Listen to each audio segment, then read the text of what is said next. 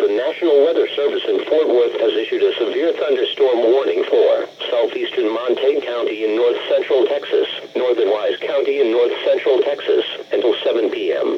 At 6:20 p.m., National Weather Service meteorologists detected a severe thunderstorm capable of producing quarter-size hail and damaging winds in excess of 60 miles per hour.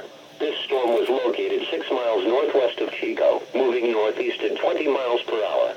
The severe thunderstorm will be near Alton around 6:40 p.m., Forestburg around 7 p.m. If you are caught outside, seek shelter in a strong building and stay inside, away from windows until the storm has passed.